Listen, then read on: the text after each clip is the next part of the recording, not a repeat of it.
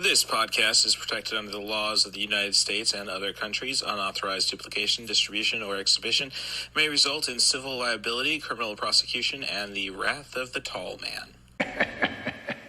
Boy! And welcome back to 90 for Chill, the podcast. This is your host, Cool Movies Darth. You can follow all my viewing experiences on Letterboxd.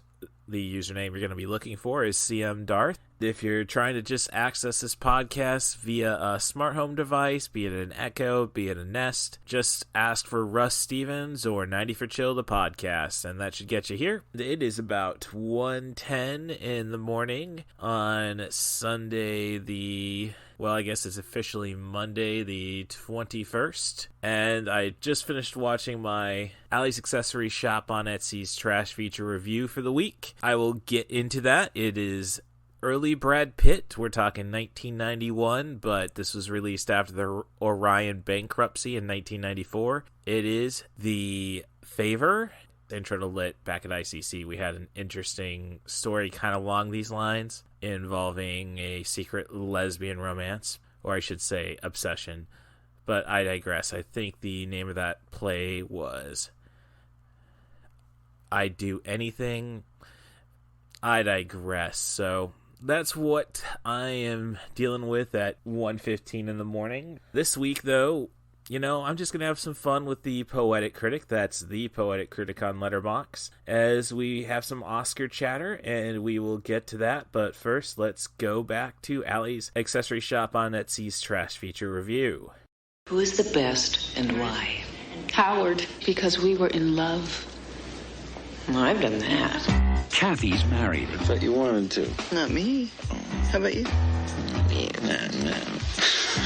We can do it tomorrow. Yeah. Emily's single. Are you saying you're ashamed of me? Everyone there is bringing their children. I'll be dating one.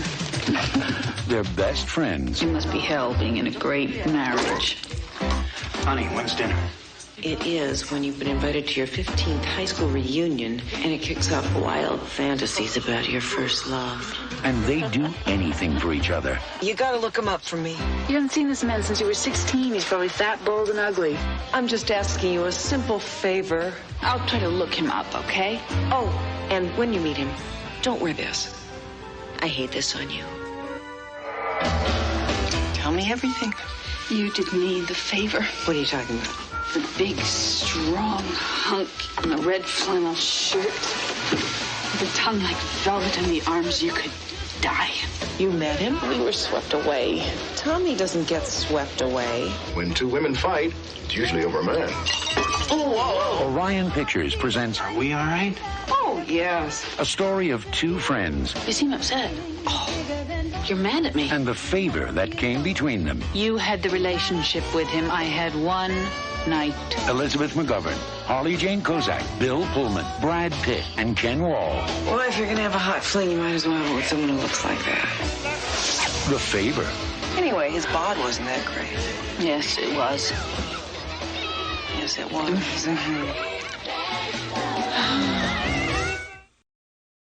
Little Hand says it's time to rock and roll. Bring the noise.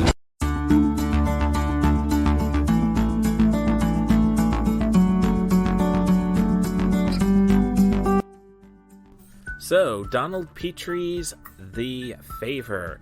It was actually written by a couple of women, Sarah Parrott and Josanne McGibbon, and I think it was probably going to be better served to be directed by a woman. This feature is quick, but it is pretty painful, I found, and the 80s charm of your typical Nelson feature is there. When you think 80s and Nelson, that would be Bill and Ted's Excellent Adventure or The Bogus Journey, and the reason why we didn't get a sequel for another 30 years. And if you thought Shooting Elizabeth was bad with Jeff Goldblum, but I guess I could probably get behind that because, geesh, I'm going to pull some Turning Red review stuff on you. It's easy to relate to, for me to relate to a man wanting to shoot their wife. In this one, I'm kind of lost because, the character I relate most to is a 26-year-old Brad Pitt who is basically Like, I can't be in a relationship with an older woman because I have nothing in common with people in their 30s. You know, the American dream of the white picket fence, 1.5 kids, the dog, all that's bollocks, and not dog bollocks if you've seen Formula 51, and I'm just saying, bollocks bad, dog bollocks good. It's kind of sad because I thought, oh, it's Larry Miller and Harley Jane Kozak. I kind of had moments where I liked Necessary Roughness, the college football equivalent to Major League back in 1991, and it wasn't all just Rob Schneider as a commentator doing his office guy speech. So what this story is about, if the trailer didn't tell you, it's about a woman who gets notification of her 15-year high school reunion coming up, and how she's immediately flashing back and having sexual fantasies about her old boyfriend from that time. To try getting this out of her mind, she asks her best friend to, after she's broken up with Brad Pitt, played by Elizabeth McGovern, to go and find the guy and sleep with him. And then it just becomes a huge mess. The box arts and plot synopsis don't go deep enough into it, nor did the trailer.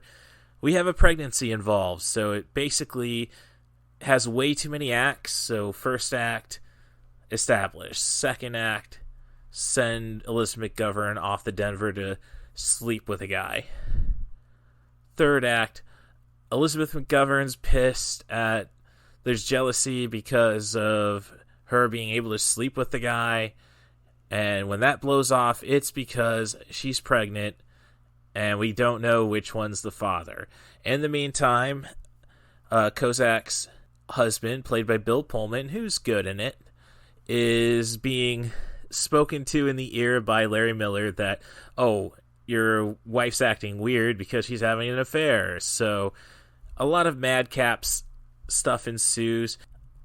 One, it's the anti-porn for people in their midlife crisis, I guess. You shouldn't go and throw sex in the stuff that's only going to mess things up. Be happy with your typical American dream, and let me just say, yuppie American dream. So, if I can't relate to the women, I'm sorry.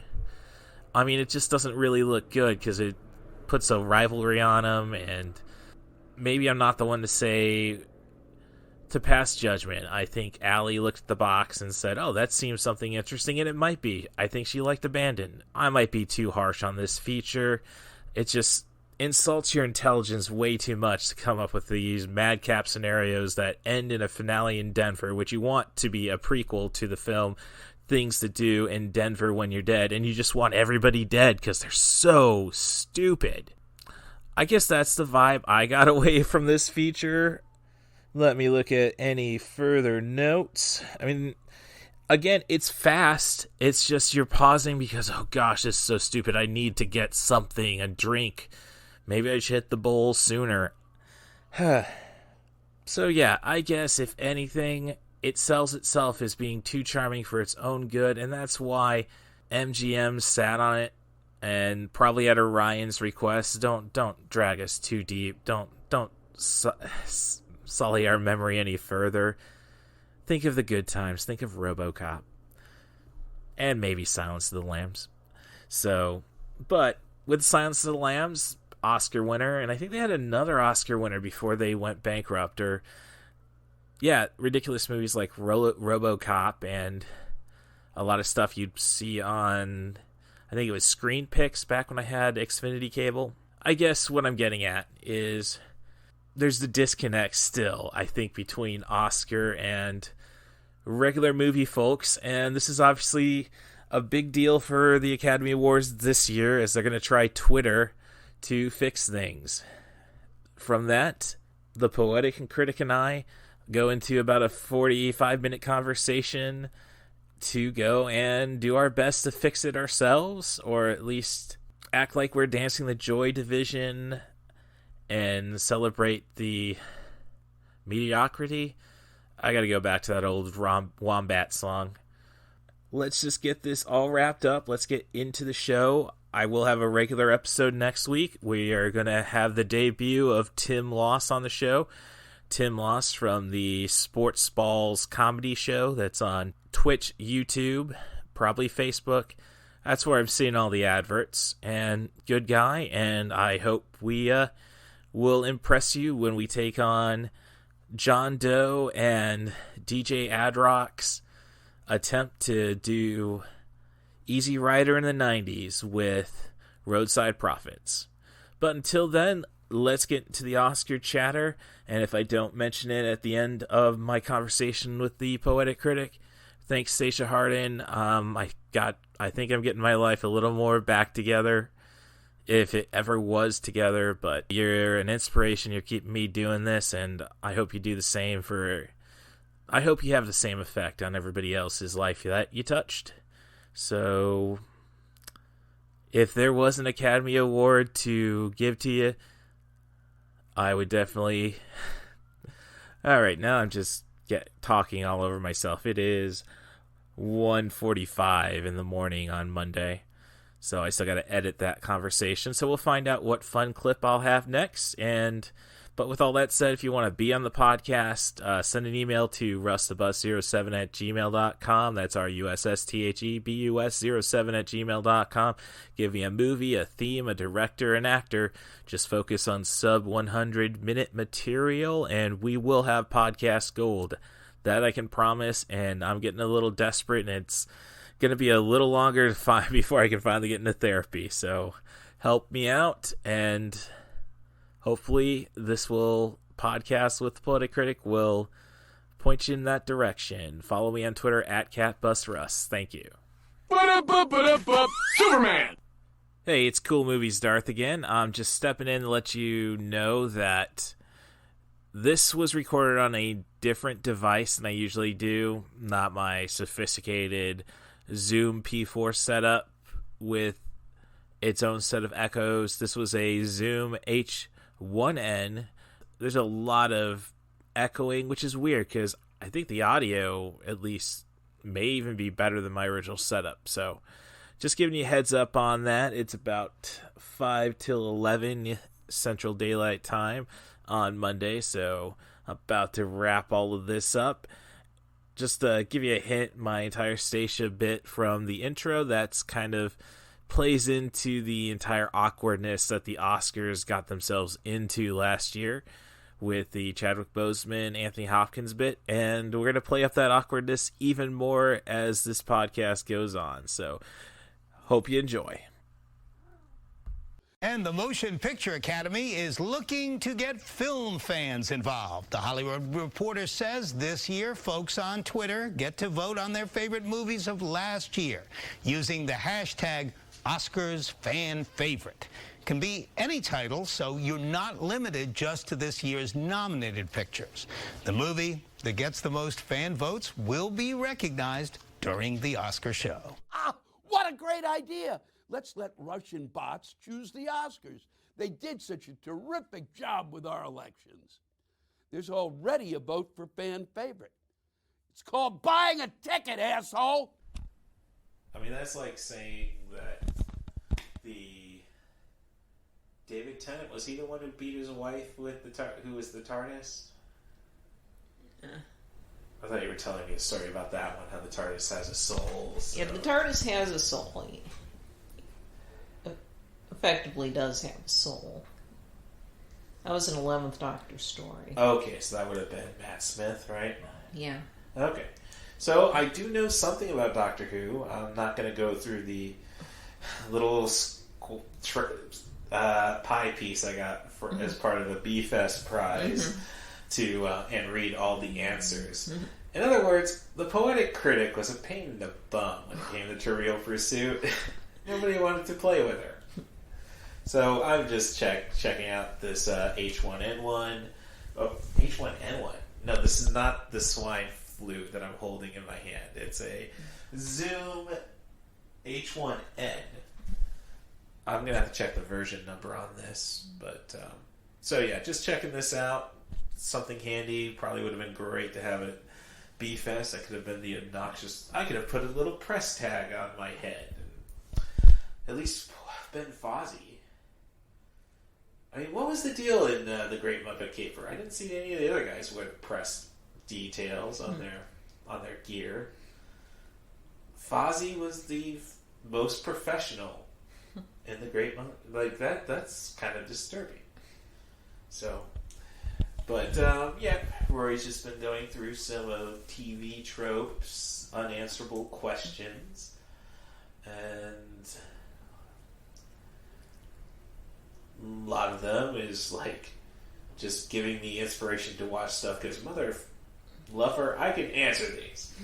So, it's all about controlling the narrative here on 90 for Chill. But, so... something just brief, and I could throw ahead any kind of podcast. I am totally unfamiliar with these Oscar Twitter awards. Okay. Not long after the Oscar nominations were announced for this year's ceremony, the Academy announced that they would also be doing some fan-voted honors by way of Twitter, with 2 different hashtags. One of them would be voting the Oscars fan favorite film. Which isn't nominated for any Oscars per se. Right, it just their favorite film from last year. And the other would be the Oscars cheer moment, which would be a specific scene in film. The idea is believed to be part of a way to get more people to watch the Oscars, because the ratings aren't what they used to be, even though it's still the most popular of the award shows. But it's not like at the level of the Super Bowl or anything like that. Okay, when has anything ever been at the level of the Super Bowl? That's a good point. But at the same time, ratings for this and other award shows used to be a lot bigger than they are. It would be like 30 million or so. Okay, yes, but nothing even gets 30 million anymore. Right. I mean, nothing gets, like, Fox is proud of the ratings of Friday Night SmackDown, and that's not even 3 million. Right. Well, they're also trying to counter the complaints that they keep hearing on places like Twitter, that the Oscars don't nominate movies that people have actually seen, or they didn't nominate... Like, in particular, there were a lot of complaints this year that Spider-Man No Way Home didn't get a nomination for Best Picture. That is just, like the trailers tell you, this is the premier cluster muck in all of cinema. Like, it tells Endgame to hold its beer. But with that in mind, the Academy keeps trying to... The Academy wants to be down with the kids, is what it is. In the last few years or so, they have been trying to come up with ways to get more people to watch the ceremony. Okay, but especially the advertiser-friendly demographic. All right, well, let's get somebody, paint them in gold, and have them do the Macarena. We're hip. I'm with it. Oh, I mean, we could... There. I just solved it for them. I know ABC doesn't want to deal with Warner Properties, but come on. Dr. Evil made a big comeback at the Super Bowl. Just paint his butt... Oh, no. There we go. I just screwed it up. Because it'd have to be gold member. Well, okay. In any case, it sometimes... There have been theories floated that because... ABC does have to pay a fee to broadcast the Oscars. And as such, they want to get a good return on their investment. Yeah. NBC pays money for the Olympics. One of the things that keeps it going is the license fee. And thank God for that Ukrainian war, then. I think we might finally end that bollocks. But with Disney owning ABC, they're kind of, supposedly... They're kind of bitter that their movies don't get the big Oscar nominations like picture, because Spider-Man No Way Home's up for visual effects. Well, it's a Sony movie anyhow. Yeah, it's co-production effectively. Right, but But all I know is I'll be able to get that for cheap online compared to any... It's sometimes... You might remember a few years ago, they briefly floated adding a Best Popular Film Award. Yes. No, that was... Yeah, that it was did not go over very well. And they quickly gave up on the idea. But supposedly it's part of the thinking behind these sort of suggestions is that Disney wants more acknowledgement. They feel left out, even though they could just make better movies than they have been. But in any case, the idea of this hashtag campaign, there's also the official Oscars website lets you vote. Okay. With that said, send your votes to the Rock and Roll Hall of Fame for Dolly Parton, Devo, Duran Duran, MC5, and Rage Against the Machine. They need all your help. But apparently, because this was a crowdsourced Twitter thing... Oh, gosh. No. Effectively. There's already been some weird stuff going on. Supposedly, one of the films that's getting the highest response... Was Clifford 2021 or 2022? It would count as 2021. Oh, okay. All right. Big red doggy balls. Dog bollocks are supposed to be good from all the British culture I've got. So, we know where I'm putting my money. But currently, according to, I think it was one supposed insider, that one of the movies that's been tracking very well in the campaign is the Cinderella musical that went to Amazon Prime. Yeah, you told me about that. Oh. Mm-hmm. Because the lead actress has a lot of Twitter followers, they mobilize, as teen girls are wont to do. And, I mean, everybody was expecting that this is going to come down to either Spider-Man No Way Home or Zack Snyder's Justice League. Yes. Because this and the Cinderella movie did have, award qualifying runs. Because they did have to play in a theater was one of the things that mattered.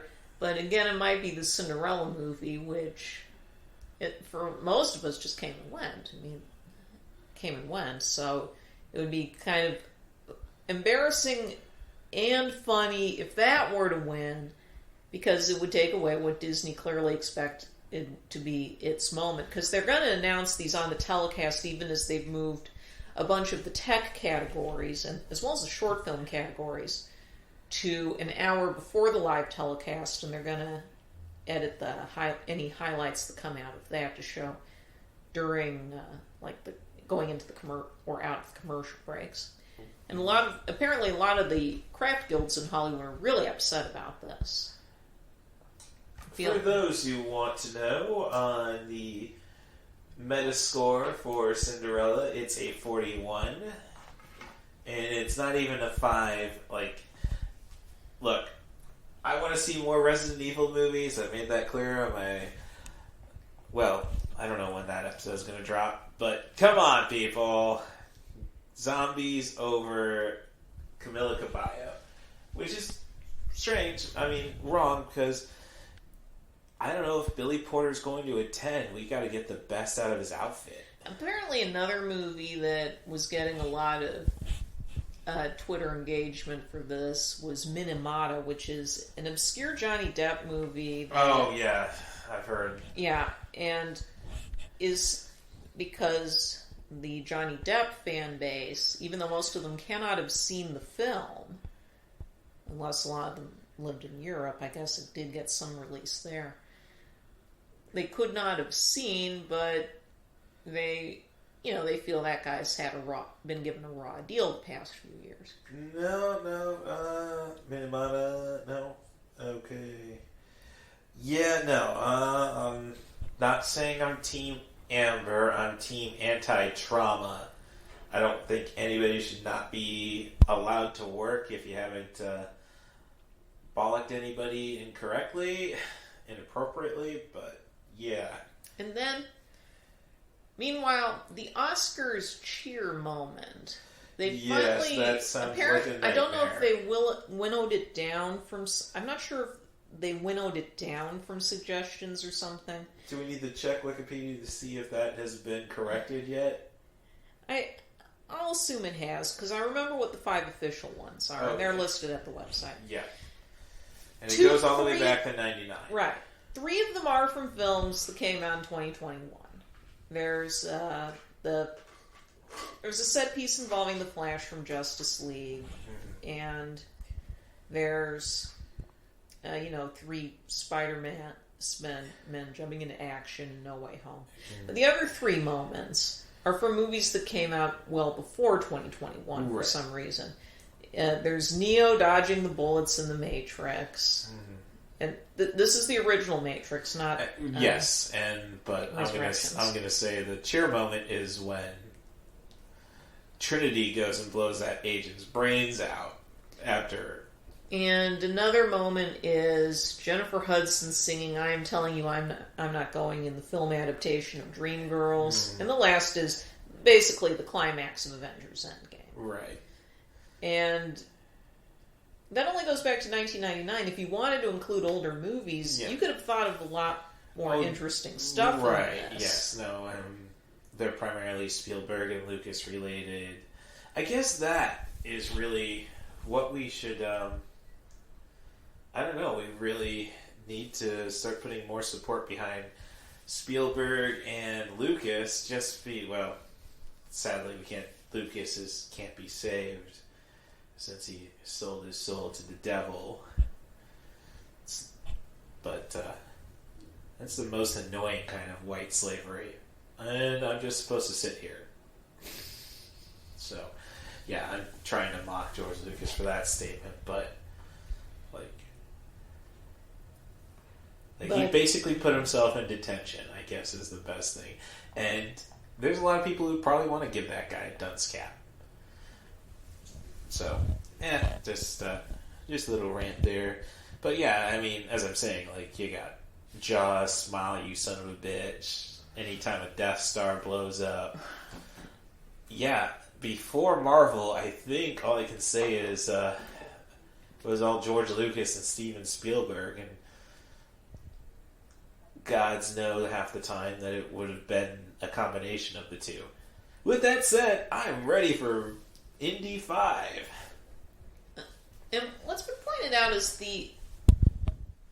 a lot of film Twitter folks have pointed out, they're not going to get more viewers by promising to briefly acknowledge whoever wins these polls during the telecast.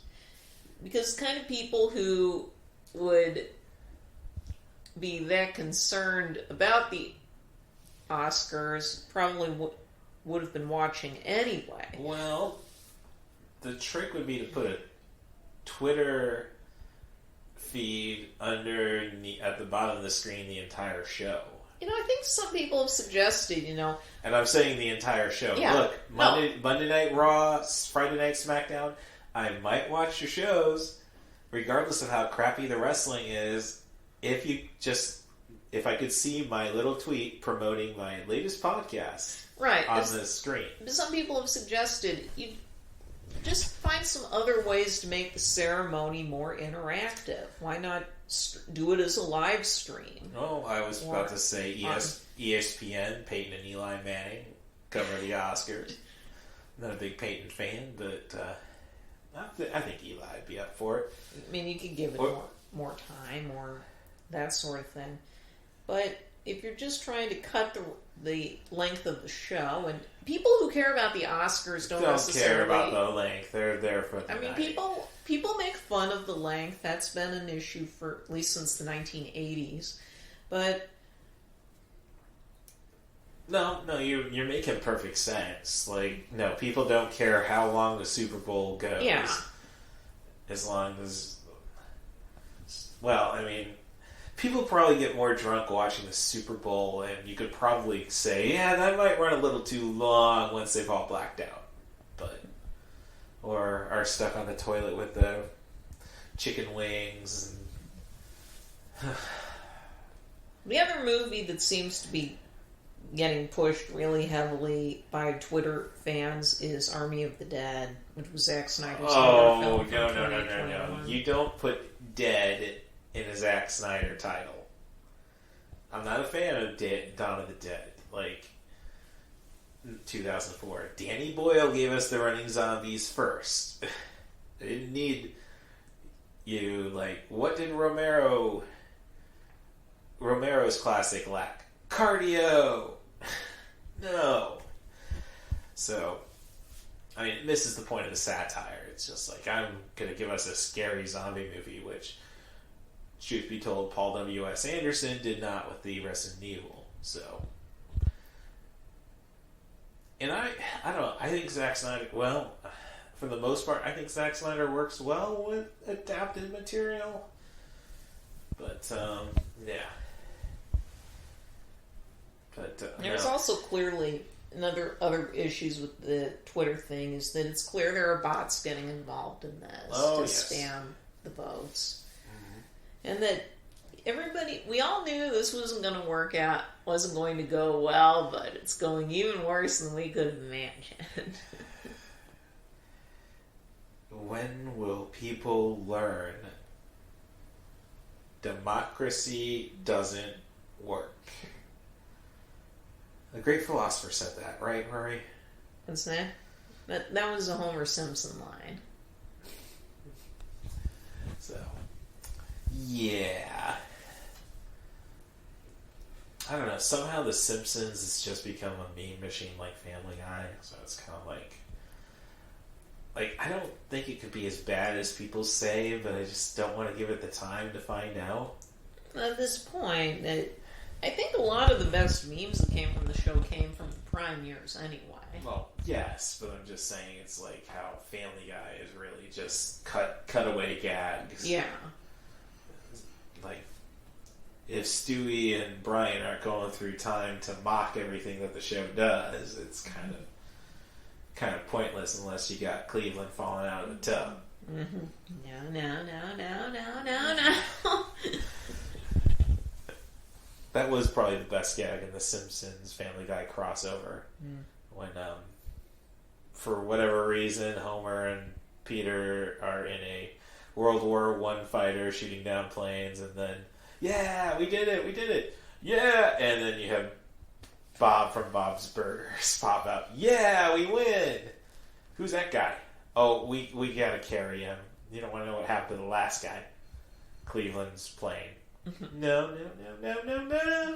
So, yeah. So the Oscars last weekend of March, I get thrown off now, especially with the pandemic. Or is it going to bump Michael Dubois' next episode and Tim Loss's commentary on Roadside Prophets?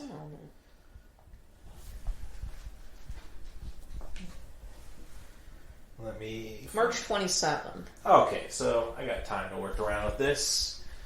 You know, we're going to probably get to 30 minutes at least, so I can just release this as...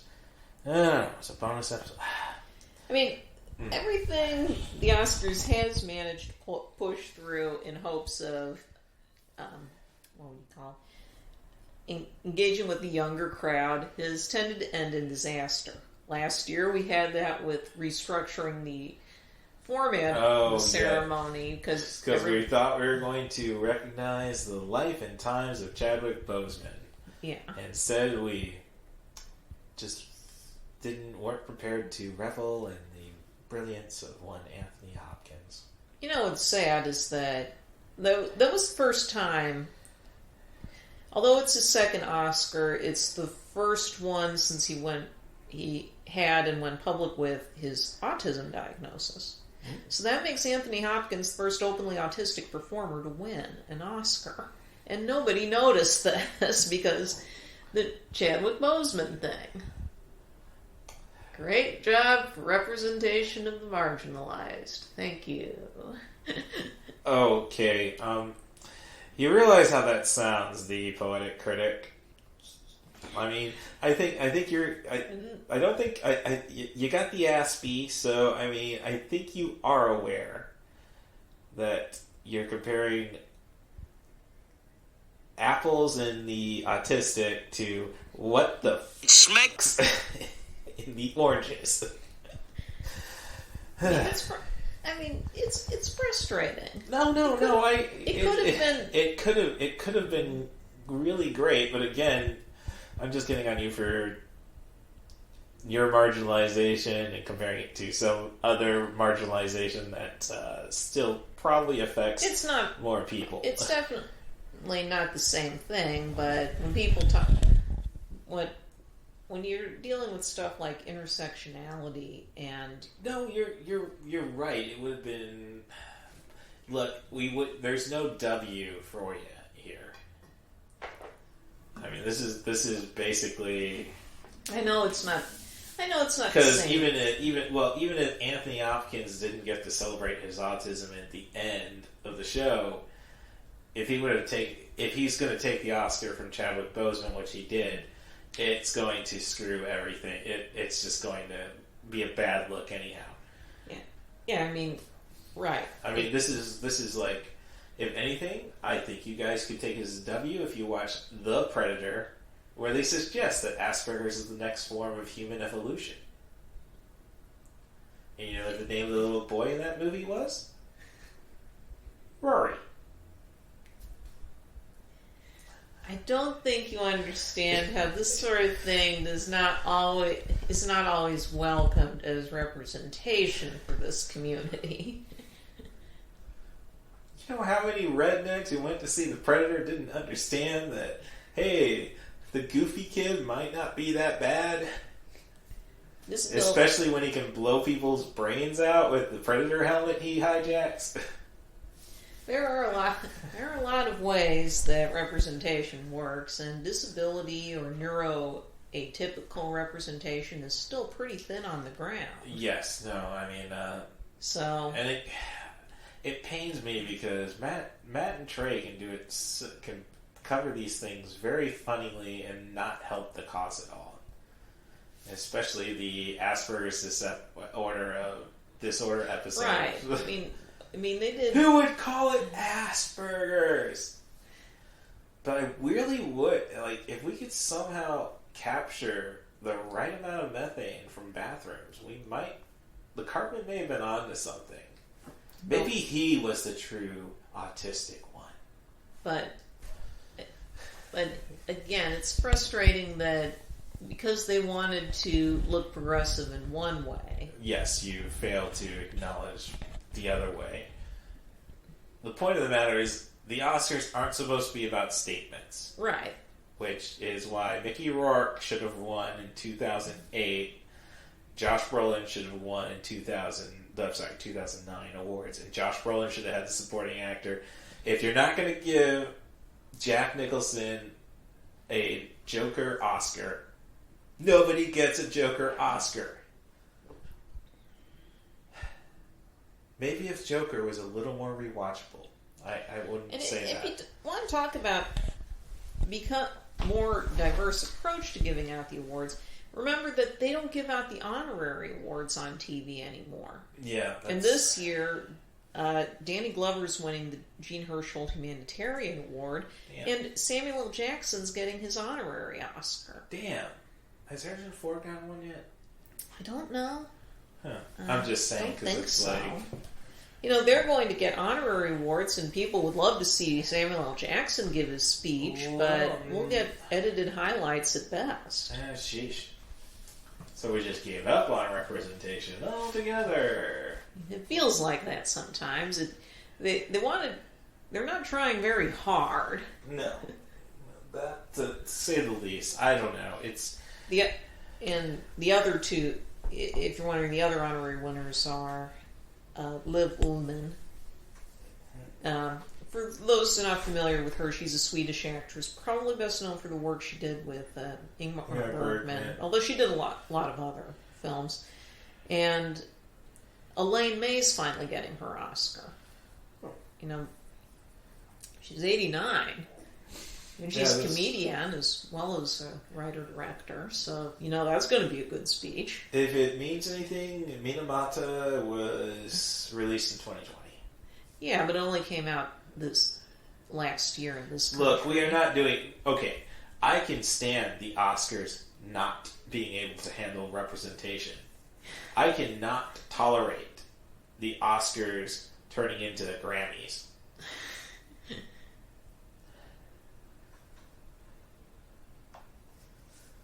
You know, it's such... But this is what frustrates people who really already enjoy the Oscars and love to see this kind of stuff, like the honorary awards, because you've seen some of the honorary award handouts over the years. They're among the most fun. Like, was it Billy Wilder, or was that? What did they do? I thought there was one guy in a wheelchair performing it. The Blake Edwards intro one had started with the presentation started with a staged accident where he appeared to be in a wheelchair, and then it shot across the stage and through a back wall. He was actually fine. Right. Comes out through the hole, walks out through the hole left behind. Right. Well, with all that said, Harrison Ford has not received an honorary Oscar yet. Mm-hmm. I mean, yeah. At this point, I guess part of it is... Well, Samuel L. Jackson has probably worked more in his entire career than Harrison Ford has. It is absolutely possible. And it's been pointed out, that's a guy who's been in Marvel movies, so you had that going for it, too. Geez. Yeah. Oh... I don't know who would be. I mean, it's almost to the point like who would be the ideal producer to fix things. Well, it's not a job a lot of people want. I mean, Steven Soderbergh handled last year's show, and you see where that went. Well, as long as he didn't give us one of his crappy experimental movies that year, I think I'll take that W as a W. I'm not going to go and look at his IMDb to find out. And truth be told, some of his experimental movies are pretty good. Mm-hmm. Like Haywire, I will stand by. That's not overly experimental, but look, I wouldn't have known about Sasha Grey until The Girlfriend Experience. Mm-hmm. And I guess I'm not going to deny I do follow certain stars in a certain industry. That's a Griffey. Yeah, it's... the producer is a guy named Will Packer. I don't think I've heard of him. He's a producer who's handled movies like Think Like a Man, Girls Trip, Night School.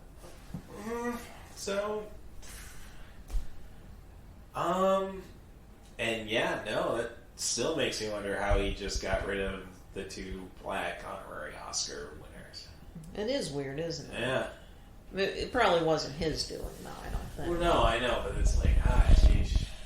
There are and the Wikipedia page notes other issues that they're having this year.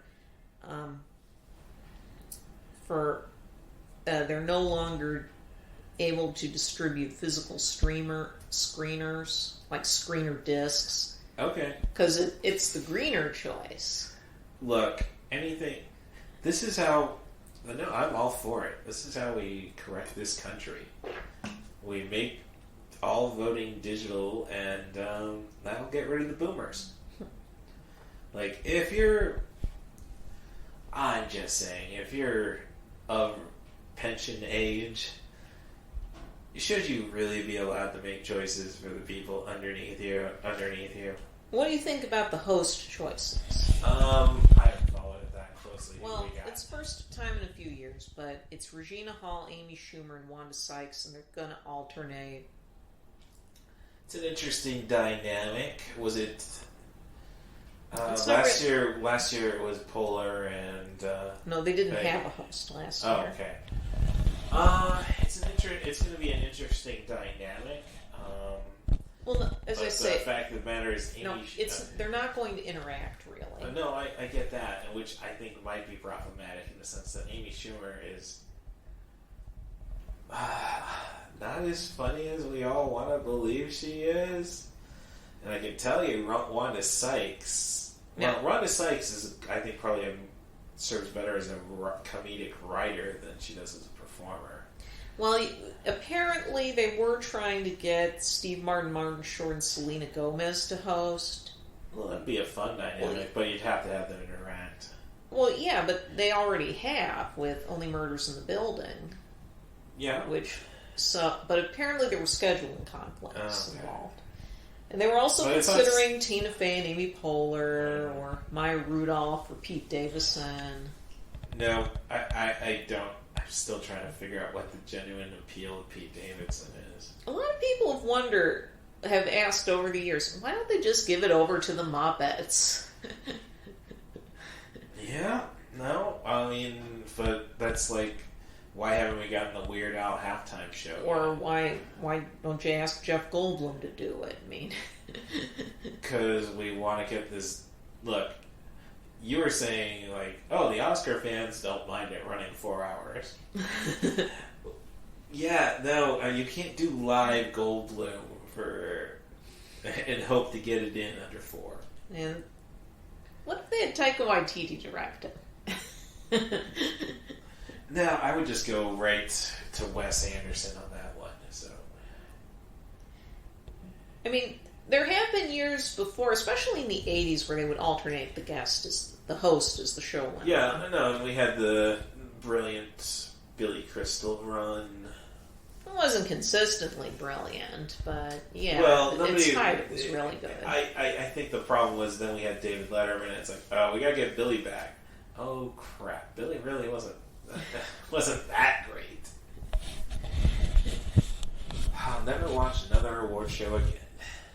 Unless the delightful Billy Crystal's involved. That would have been around 92 or so. Yeah. So yeah, at that point it still stood. Right. I would say Whoopi, but she did it a few times, but yeah, right but now her history acknowledgement, like, you just want states' rights. Like, no. You would. I have trouble not putting my foot in my mouth. That's the big problem. Is they really don't want anyone who's going to do anything political. Well, no, I wouldn't say Whoopi. I wouldn't say Whoopi would try to do anything political. I'm just saying that, and yeah, you can sit by George in the corner until you recognize what you did. Also, there's the issue that apparently the presenters and performers don't have to be vaccinated, but the nominees and guests have to be, which caused everybody to start asking, okay, who's the performer who's refusing to get vaxxed? Well, whoever that performer is, they are a front runner, obviously.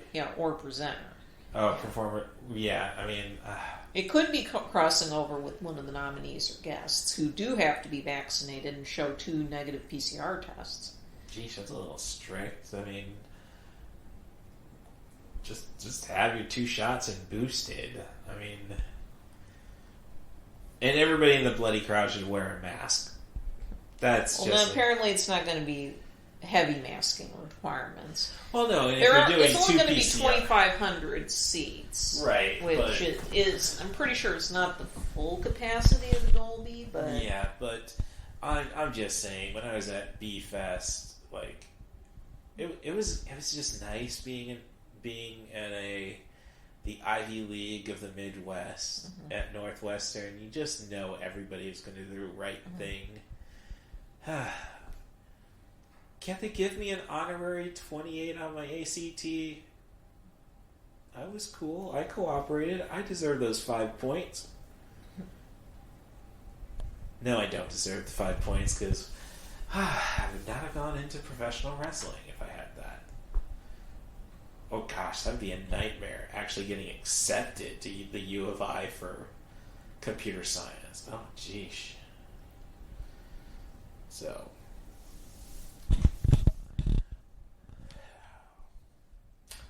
Well, I mean, we got the Oscars, so at least we got some drama to talk about movies. Otherwise, I mean, is there anything currently looking forward to theatrically?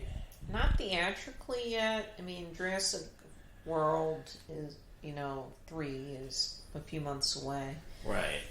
And, there's the Marvel movies I might have to catch up with. I'm not sure how many. They haven't even dropped the new Thor trailer yet. Yeah. And a lot of people, Drew McQueen was saying people are thirsty for the Thor 4 trailer, but... Yeah, and that's going to be... that'll be a litmus test for the mother. So, yeah, Chris Hemsworth is handing the hammer over to Natalie Portman. I mean, I don't know if we can still sell her on No Time to Die. But it was funny, I did have a conversation with my manager who's a black Englishman. And somebody brought up, just before close, a copy of No Time to Die. And he goes and pops up, the best movie. And I'm like, okay, no. I immediately started a debate with him.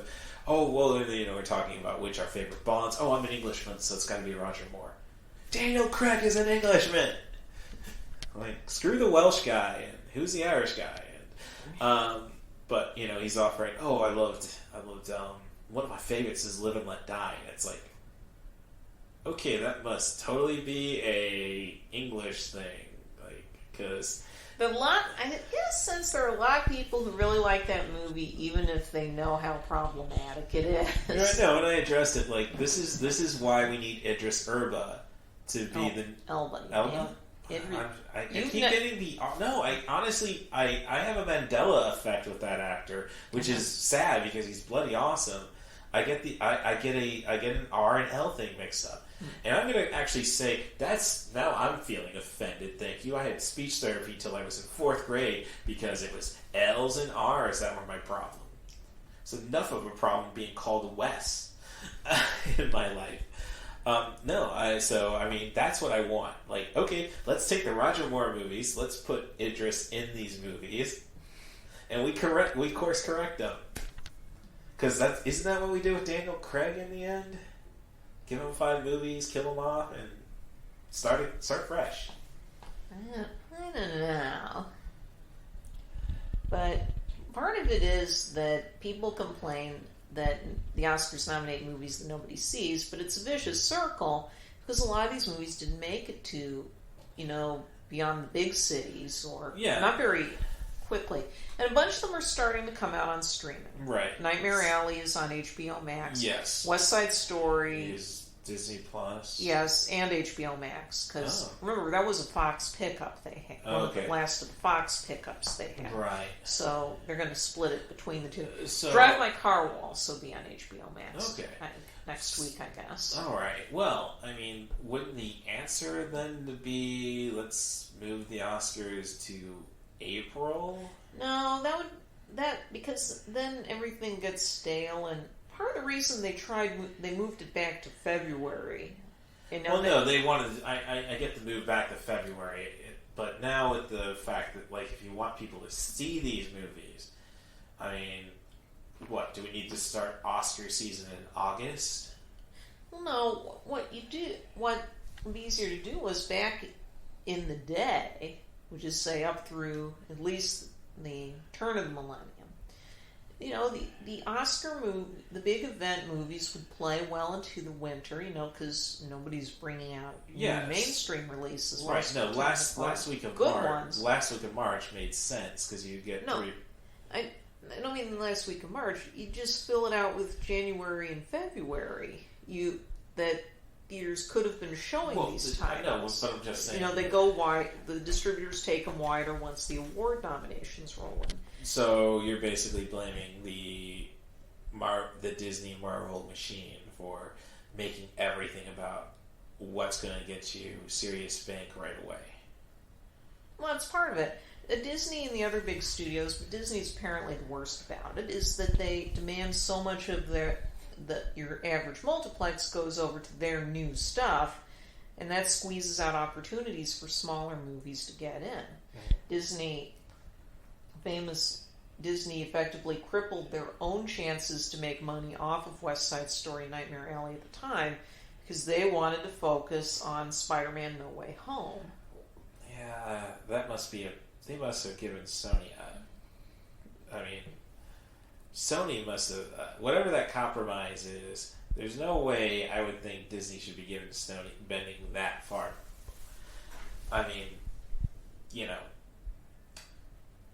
the worst case scenario came when people were reporting that they wanted to see Nightmare Alley or West Side Story. Apparently it was the worst problem with Nightmare Alley.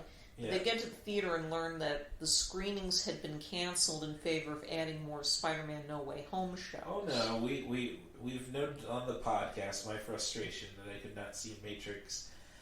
Yeah. You couldn't see the movie in IMAX because I'd have to go and see it at noon.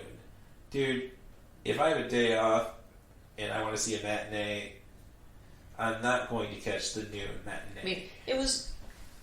It wasn't a huge deal back in the 90s if a new movie came out on like 2 or 3 screens. You had like a 12 or 14 screen theater. But nowadays, they kind of spam the new releases on as many screens as they can.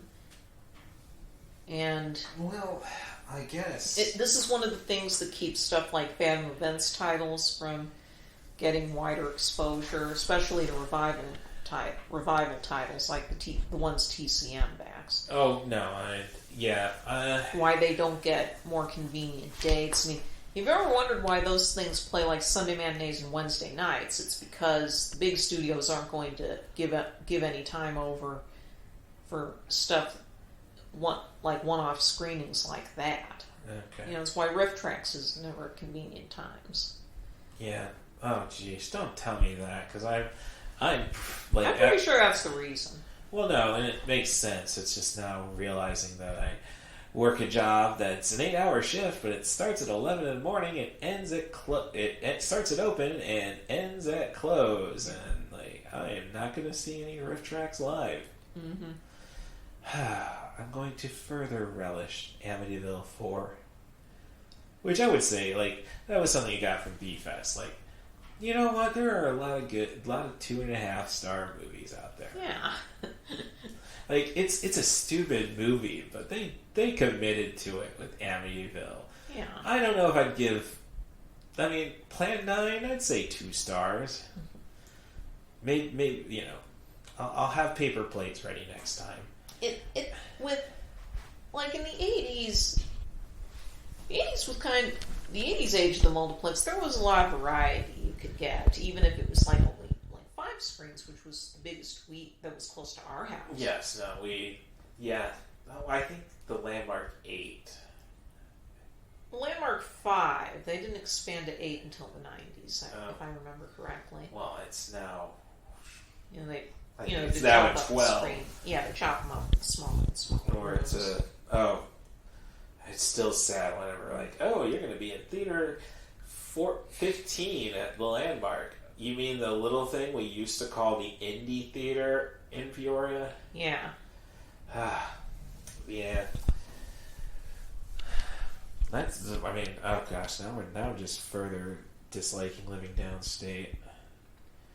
Just had to sign that lease, didn't you, Russ? Now it's the art theater in Champagne's closed. It's I don't know. But with all that said, I really should be looking into what Ebert Fest is going to have this year. Oh, they're still doing that. I think it's coming back this year. I'm not certain. But, I wonder, do you recall if Roger Ebert dug Risky Business? I say that because, was it a close game, or did I get a notification from Roger himself from Beyond the Grave? It's a close game. I just say that because of the famous interview scene with the Princeton rep while Rebecca De Mornay is pimping out the house. No, Roger Ebert really liked the movie. Okay, well, good on him because of the line after the interview. So, how do you think it went? I'm going to the University of Illinois. It's like, so. You know what? That's what I kind of miss, though, is the super critic. Yeah, we don't have that anymore. You can argue that Siskel and Ebert's success and the binary of the thumbs up, thumbs down thing was damaging to criticism. You know, but it kept it there.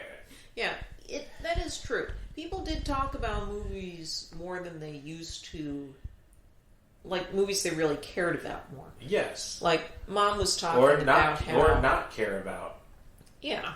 But like Mom would mention how back in the day, like Johnny Carson would bring up that movies he'd really like, I'll Just Shoot in the Breeze with Ed McMahon, and how he was helped boost the profile stuff like La Cage aux Folles back in 1978. Right, yeah. And that's the sort of thing you can't imagine becoming a hit that could come down to a place like Peoria anymore. No. But it could back at the time. Yeah. I guess I had porn in Morton. Good time. I mean, I'm looking at like the Normal Theater is one revival theater we have. Oh, I didn't. Which one is it? Normal. It's near the college, but they don't show a ton of stuff at a time. It seems. Yeah, they got a real the Galaxy's an interesting theater because it's like they got couches there, man. Just a recommendation if you're gonna end up seeing a movie in Normal. But one thing they do have is that Normal. What a lot of people don't realize is that the films that get nominated for the short form awards, live action short, documentary short, animated short, they do send them out as package programs, and Normal Theater gets these where you just watch all the movies. You just watch string all them the all shorts together. straight, right. Include sometimes if it would kind of run short. Otherwise, they'll also throw in some of the stuff that was on the short list for the nomination but didn't get in. Yeah, we used to have that again with the art theater in Champaign, the oldest co-op. I mean, it was up for just really disappointed that after 108 years, it's just. I think they can't do any. It's like the Madison Theater in Peoria. We can't really tear it down because of the history, but we're not going to put the money in to fix it. Mm-hmm. So,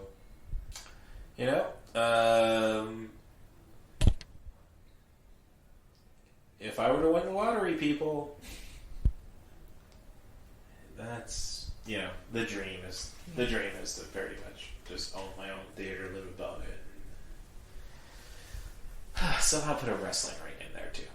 Yeah, I did wrestle at the Madison Theater on 2 occasions. So, but yeah, it's good to know about the Normal Theater. I mean, I can find it. But it's definitely not one of the. That's the biggest problem. It's just the lack of theaters anymore. In all honesty, that's part of it. And you worry about this, especially post-COVID, that a lot of them have struggled to get back on their feet. And as I am picking on AMC, for them taking a stand. No, nope. I will go to the other theaters. Thank you very much. But also, it's being pointed out today on Twitter that a lot of more conversation is coming when some of these movies hit streaming. Yeah. There's already kind of a groundswell talking on Twitter, talking about West Side Story and getting excited for the streaming debut next week. Right. And Encanto didn't really take off until it became the streaming release. I mean, it was a month in theaters up to that point, but no one was talking about Bruno, but they weren't talking about any of the other people in the Family Madrigal either. Well, I would say, I don't know.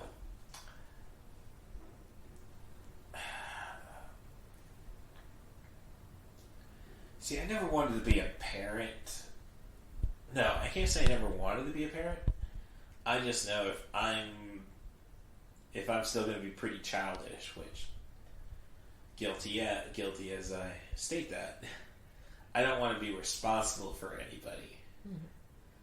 I think I've gotten to the point where I've been bitter, and that it's just like I have dealt with too many, especially after my time in hospitality. Mm-hmm. Too many parents just like, oh, let them wear their energy out.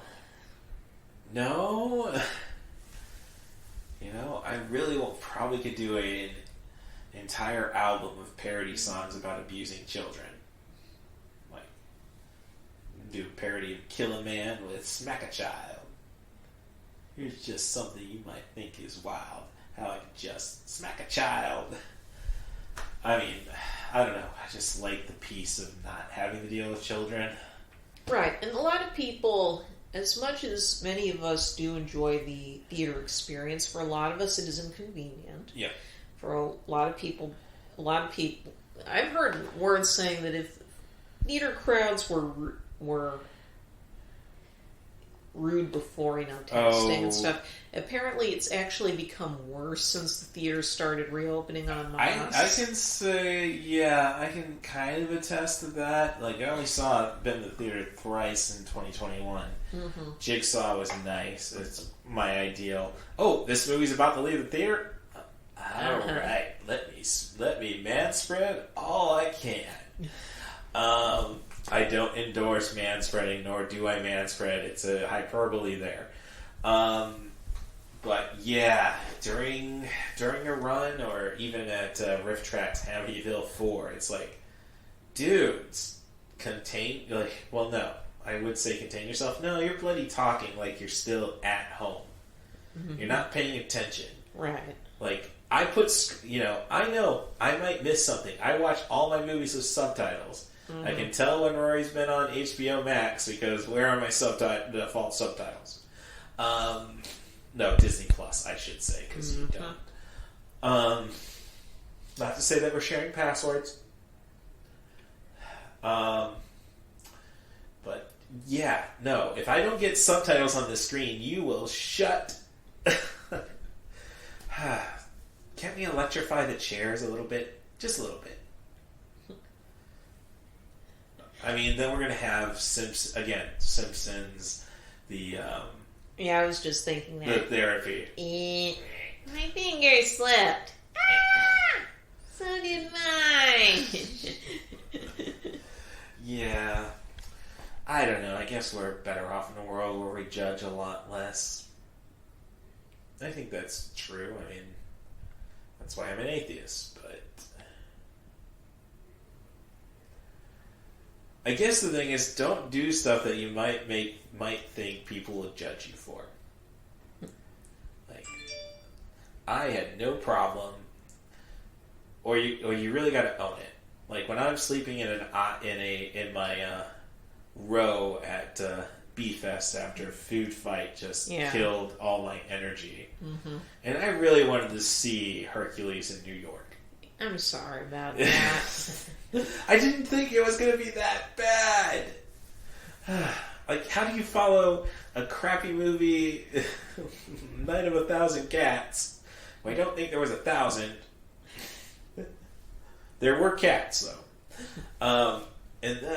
But no, so I'm sleeping in the aisle. The only reason we have a B-Fest podcast for certain is because I may have been propping my pillow on my bag, which had my laptop in it.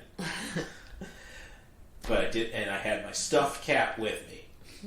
So you gotta if you're gonna be weird and take pride in it. If you're gonna be a jerk, then yeah, I guess that's just it. Weirdos welcome, jerks not so much. So,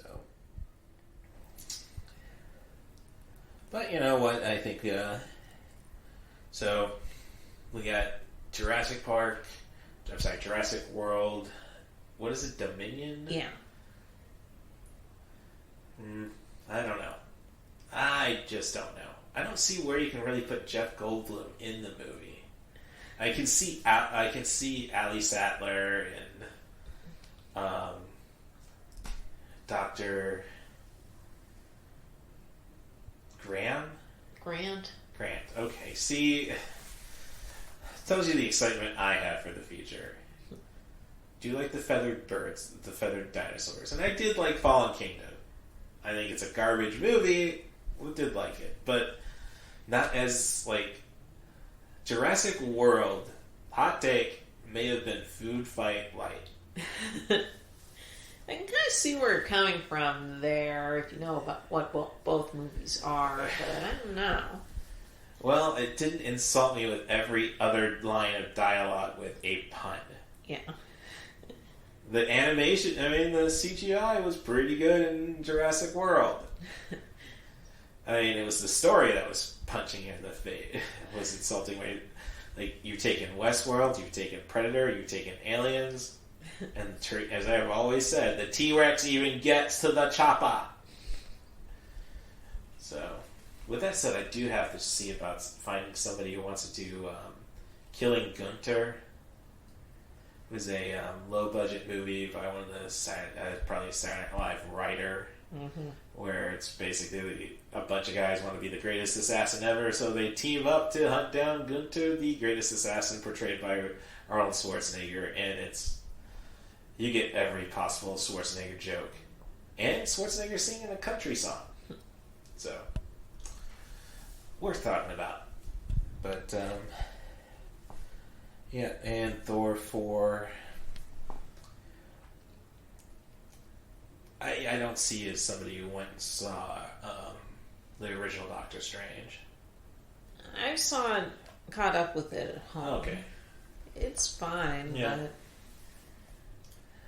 Wretched Bedside, like, you want something weird to do, watch a bunch of Dr. Mike videos. He's on YouTube. He's like judging the bedside manner of doctors and just how they're handling themselves. Right. No. You have to wash your hands again. You're not very good Doctor Strange.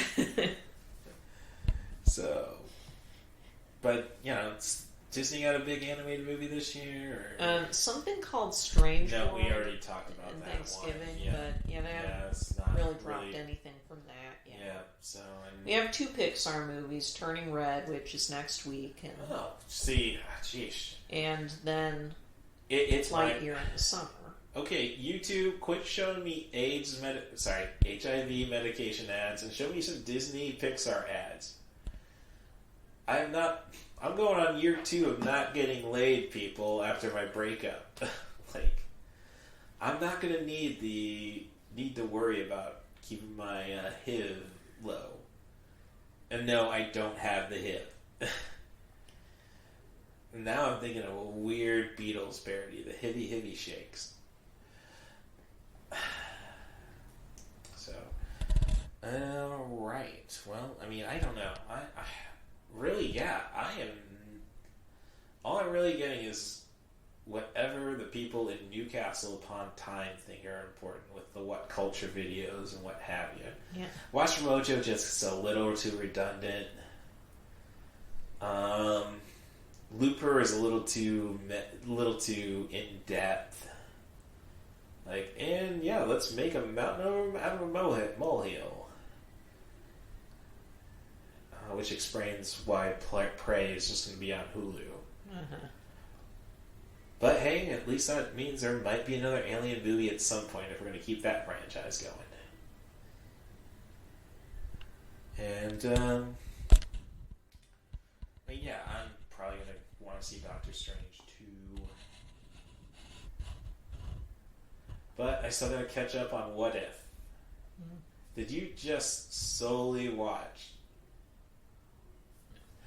the episode where this third saint, I'd say our first saint of the podcast is David Cronenberg, the second saint Stuart Gordon, just because he gets a lot of love on this show. Yeah. Jeff Goldblum. I did go through that episode. It burns me up to find out that I knew they were going to do an episode that was going to feature the Grand Master more prominently, but they pushed that back to season 2. Even though this means there's a plot hole at the end of season 1 involving... Well, I won't go into that. It's a comic. It's based off comic books. Plot holes don't exist. And never mind the fact, I've always, after dealing with a lot of listening to a lot of second chance movies and screaming, "No, you don't get the finer points." And my finer points are coming from a wrestling producer standpoint. Mm-hmm. No. See, this is why the story works. Like, you can't give this away on Monday, Monday and then Friday. But, with all this said, anything to promote other than letterboxd.com/ThePoeticCritic? That's ThePoeticCritic, all one word. Nothing to promote this week, no. Okay. So this is probably going to be going up closer to Oscar time. Probably the week before, I think, would be ideal. Yeah, it's going to have to be the week before, because it's a Sunday. Mm-hmm. Okay, good. So I know that. My apologies to Tim Loss from the Sports Balls Network. But it looks like we'll still get Michael Dubois in before here with Willy Wonka and my God, he is the most evil capitalist of all time. Slave labor. And he was a little more fun. No, Willy Wonka is not going to kill trespassers. Dude, these Oompa Loompas are probably going at him like the seven dwarfs, and that's an entire... Okay, I better get off there right there. The entire Seven Dwarfs drama. Which... I don't know, if we can tie... Warner Brothers has the rights to Lord of the Rings, so we can't really tie... if the Seven Dwarfs were Gimli and a bunch of other rhyming words instead of... I'm going for it. Dopey, sleepy, happy, grumpy, bashful, happy... Oh, shit. See, I don't know all 8 of them. They should rhyme, like Tolkien rhymed them. Kind of wish we snuck a video camera when Rand was a dwarf. I don't know if he was just being a goofball or really living up the dopey. I don't know. Yes. Nope. He definitely enjoys silence, though. Being silent, though. I tried inviting him on the podcast, and it was a classic. I hate the sound of my own voice. Why did the narcissism skip you? Alright, well, you can always follow me on Twitter at CatBusRuss. If you want to be on the show, come up with a movie, a theme, a director, an actor, and just send it over to russthebus07@gmail.com. That's RUSSTAGBUS07@gmail.com. Sold to American. And as long as it's a sub 100-minute material, and if you want to take the time to make sure the credits start at 1:39, I appreciate your dedication to the cause. Thanks, Stacia Harden, for always being my inspiration. I hope I'm doing you proud. And again, thanks for coming back to 94 Chill, the podcast. I really would like to end on something awkward, but it really makes the David Tennant at the end of the podcast pop. Can I hear a wahoo? Look out for each other. And don't put your foot in your mouth like I do. Well, that was fun. The entire